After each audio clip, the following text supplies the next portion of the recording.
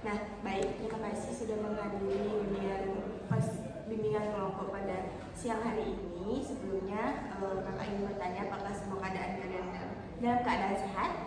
Nah, sebelum memulai bimbingan kelompok, ada alangkah baiknya kita berdoa untuk kelancaran dari bimbingan ini. Baik, berdoa kakak pimpin, berdoa menurut agama dan kepercayaan masing-masing. Berdoa dimulai.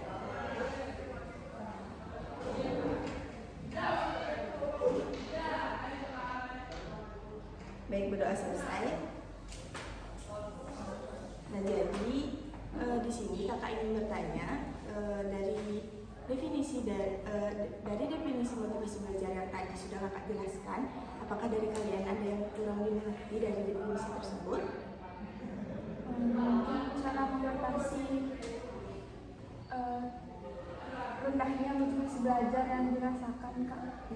Cara mengatasinya ya, di sini kakak berikan langkah yang bisa dilakukan untuk mengatasi masalah ini. Masalah motivasi belajar itu bisa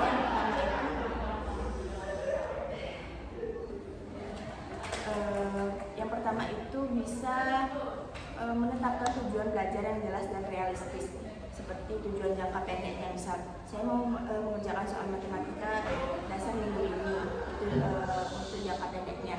Lalu tujuan untuk jangka panjangnya itu bisa seperti saya mau lulus dengan nilai yang baik, seperti itu. Kalian bisa menetapkan tujuan belajar yang jelas dan realistis untuk bisa meningkatkan motivasi belajar kalian.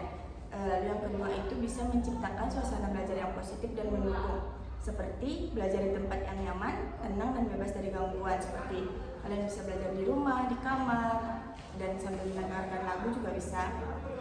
Ada juga mengajak teman atau kelompok belajar untuk saling mendukung.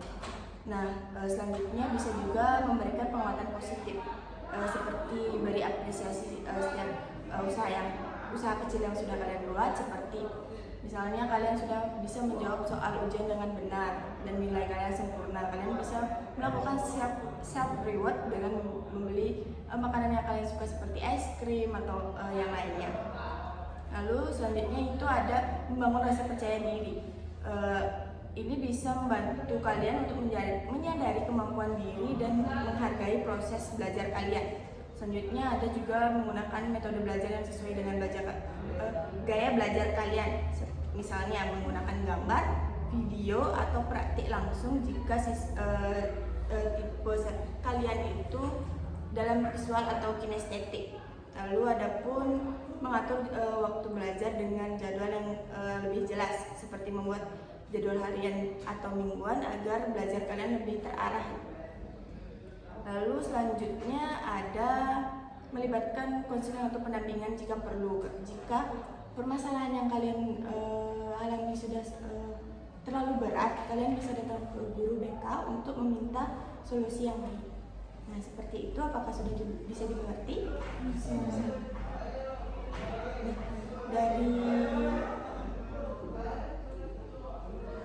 Dari hal yang sudah kakak sampaikan, apakah ada yang bisa menyampaikan kesimpulan dari hal tersebut? Baik, izin Kak, dari materi tadi tentang motivasi belajar dapat disimpulkan bahwa cara kita untuk menumbuhkan motivasi belajar yang tinggi itu dengan cara yang pertama kita memahami gaya belajar yang kita sukai. Selain itu juga faktor lingkungan, tempat belajar yang aman, dan jika semua hal itu belum membantu, mungkin kita bisa konsultasi dengan guru BK di sekolah. Nah, bagus sekali ya, teman kalian di sini sudah tahu bagaimana caranya untuk mengatasi motivasi belajar yang benar. Apakah ada yang ingin tanyakan lagi?